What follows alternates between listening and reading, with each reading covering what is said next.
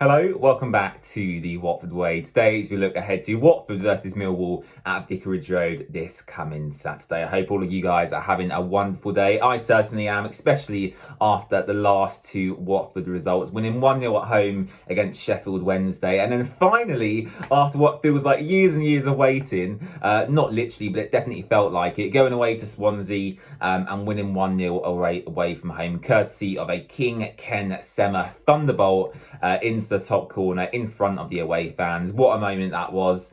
I've watched the replay back about 20 times myself. It's a fantastic moment. And yeah, as always, delighted for Ken Sema. What a guy on and off the pitch. He sets a perfect example, as a professional within the game of football. And yeah, couldn't be more pleased for Ken Sema after that goal and that result as well. But yeah, looking ahead to the Millwall game this weekend, Millwall and Watford are actually both on the exact same amount of points, 4 wins, 4 draws, 5 losses so far this season. Of course, Millwall just recently sacked their manager. I believe their caretaker manager at the moment is Adam Barrett. And yeah, again for Watford, facing a team with a new manager. We did that against Sheffield Wednesday, and ultimately we did end up beating them under their new manager, Danny Roll. And Adam Barrett, the caretaker manager for Millwall, unless they hire someone just before the game, which I highly doubt, that's who we'll be coming up against on Saturday afternoon. Now, I'm not sure what tactics he implements. I've not watched any of Millwall's games this season whatsoever. But actually looking back at past seasons, when we played Millwall previously, they've always been tough tests. Last season, I remember the 3-0 away defeat. Absolutely, terrible, rubbish away day, going to London. I think it was a midweek game, rainy, cold, and then we lost 3-0 away from home there. And then I think we played them on Boxing Day, so the day after Christmas, and they beat us at Vicarage Road themselves. And I think with Millwall, what I always say is, they do have that reputation of being really hard to beat, and I think that was true last season, especially they bullied Watford on and off the ball. We couldn't win any duels against them. I don't know what they've been like this season specifically, as I say, because I've not watched them, but I think for me, Millwall do ultimately have that reputation in football. They're hard to beat. They've got a class fan base. They get behind the team week in, week out.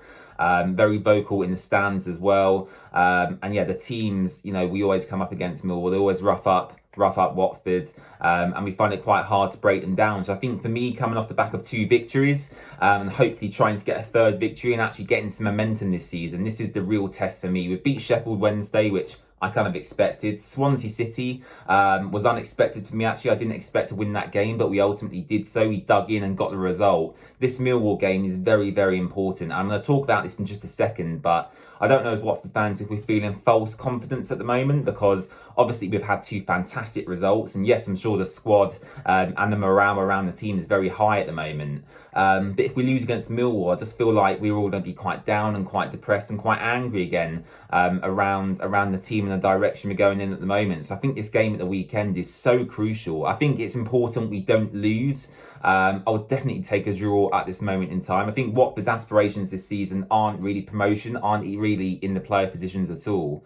I think our aspirations are, finish comfortably in mid-table, mid to upper mid-table, top 10 potentially, and kind of build from there in the coming seasons. But obviously, as a football fan, it's hard to be that patient. You want results immediately, and hopefully Watford will pick up the win this weekend. Hopefully Yasser Asprilla starts. Obviously, he's made a couple of cameo appearances off the bench in the last couple of games. He scored in the Sheffield Wednesday game and got the assist for Ken Sema against Swansea. So does that warrant Yasser Asprilla to get a start in this game? Let me know your thoughts on that in the comments section down below. Ken Sema is another player who maybe has earned himself a start. We'll have to wait and see, but also that does depend on his fitness issues.